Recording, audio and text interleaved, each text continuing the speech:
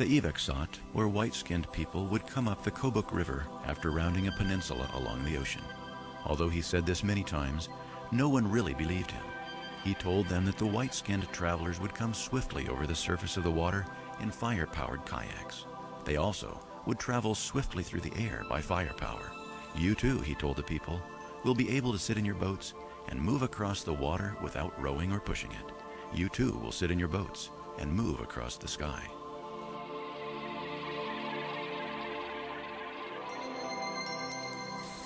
He said, people will be sitting in a little boat and not paddling, because when people want to go someplace, they have paddle, or when they have kayak, they paddle. On account of moving and going someplace, they paddle. So Maniilaq said there will be no paddling. People will get in a little boat and sit down, and they will start moving real fast, or real slow, or real fast. Something will be controlling their boat, some kind of little something that moving behind them will control their boat. That means engine or even route. Then after he said that, he said, this little boat will be traveling in the air pretty soon after that.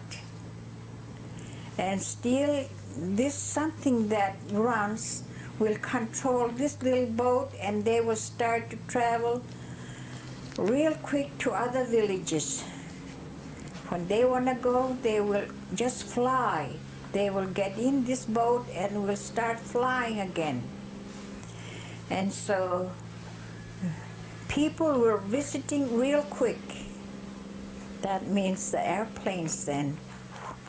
What he prophesied about the airplanes then.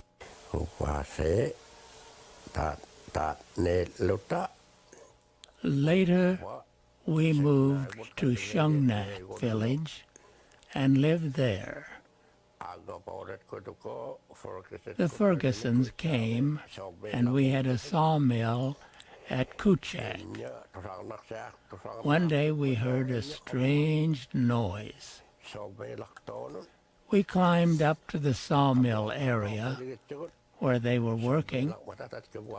Whenever they sawed logs, we climbed up to watch because they were close to where we lived. My friends Tommy Kutachak Lee, Urgachok, and some others were there with me as we climbed up. We didn't climb far when the noise we heard was coming closer. Suddenly, we saw something in the sky. It was approaching fast. It had windows and a windshield. Two people were sitting in this vessel, one behind the other. People started running around in Shungnak. As the airplane circled around, there was much confusion.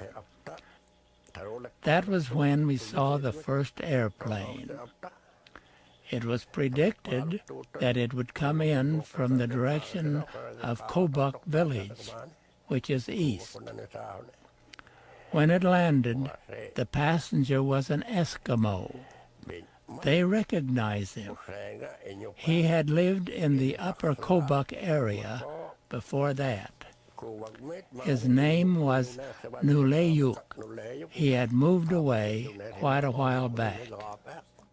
What Maniilaq went over there and was trying to help our people. He went over there and he made all kind of predictions. And he went over and said, okay, these are the events that's going to happen. These are the things that we're going to do. So that way, when we encountered with these elements of the Western society coming in, we were so odd that we would be taken advantage of. And in a sense, the stories that goes along with that, and let me give you an example, a few of them. When the white man came with his plane, it didn't startle the Eskimos upper Kobuk that lived and listened to Maniilaq when he was in upper Shungnak, upper Kobuk. But you went down further to where like Norvik and different places that never, really maybe take his story seriously or even listen to him. They thought that was the end of the world.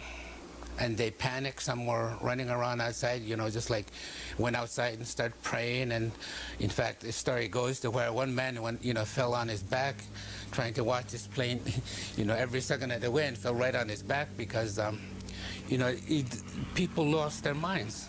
And I think if we went over there, and I personally went over there, when I studied Maniilaq, I sit there and I think in contrast in terms of what he was trying to tell us and what we went through. And then it can even still apply in this day and age because, we're always, just like we're going to be living in the last days. And there's obviously going to be antichrist to where if we're not in tune with our religion and we don't have the power and source that we're aware of, is that we don't know what kind of source that's going to be around. And if any kind of event, a disaster, any of these type of things, I think that can be our sources and that can be our strength in terms of the things that were expected, that were told to us by Maniilaq.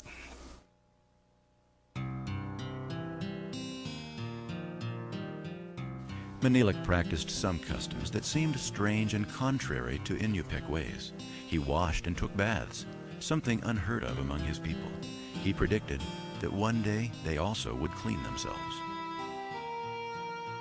His dad, Kayena, take my dad holding his hand and walk over there where this crazy man, they thought he was crazy, but he was not crazy.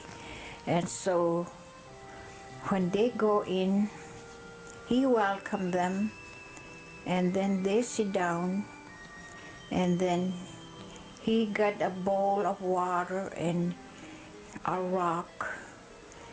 But he mentioned this rock will be something else that will cleanse your hands and your face, make them clean. That's the way later on, some years after, they're gonna use some kind of a round thing to clean your face and your hands. And he washed with the water, with the rock. And then after he washed, he tell them that's the way they're gonna start living later on. They're gonna wash all the time. People gonna wash.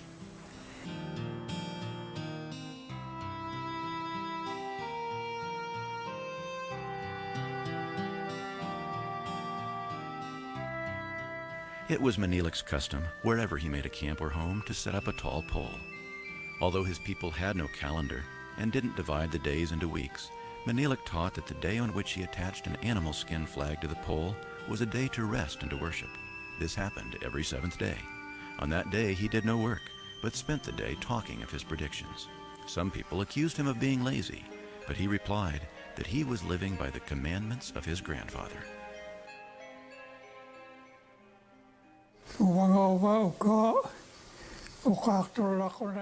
Since I have been asked to tell a story, I will try to tell about Maniilaq. Maniilaq is my real grandpa. I am from the upper Kobuk area, from Kulla, which is where Maniilaq is from. My name is Imalurak, and my English name is Joe Sun.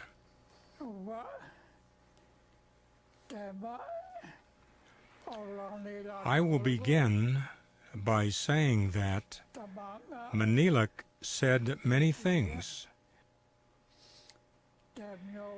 Many elders knew him years ago, but now they have since died. Maniilaq lived, did his chores, and rested every 7 days. He said, "I honor this day." And he raised a pole, attached a small flag at the tip of the pole, and rested. The person who told me this was Kumuk, brother of the Booths, across from Kotzebue at Sisolik. Maniilaq raised his pole. Kumuk followed some older boys and peeked into Maniilaq's tent. They saw him lying and resting. He did not do anything on that seventh day. So when Kumuk said that Maniilaq was resting on the seventh day, that is what Maniilaq did.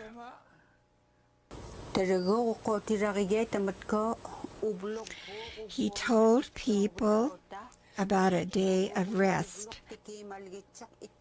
He said, "This is the day I rest." On that day, he rested. He did not do any chores. It was like a Sunday. He stayed put on this certain day. He mentioned there'll be a seventh day resting. 1, 2, 3, 4, 5, 6, 7. He put his fingers out like this and it makes 7. On the seventh day, you have to be still and no work. On the seventh day, you can work on the 6 days, but on seventh day you're not going to work. That rule is coming soon. Everybody will be resting on seventh day pretty soon. All these years and years will be coming and going, but there'll be 7 day resting and no work. He always put his pole up on the seventh day and let people knows that it's the seventh day. Everybody have to rest on that day. Whenever they see Maniilaq's pole, that means he remind them this is a holy day maybe, and they don't have to work that day. I always say it sometimes about that Sabbath day to keep it holy, because God's commandments telling us to keep it holy.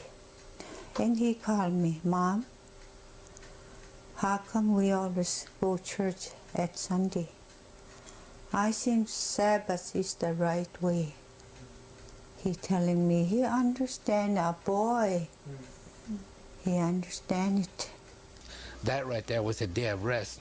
Obviously, he had no more religion than what the people knew about, and that's what he was trying to tell the people. That's the reason when I studied this right here, was that he was an individual from our own people, trying to tell our own people that that religion was important in their lives, and if we have that would help us to be stronger people.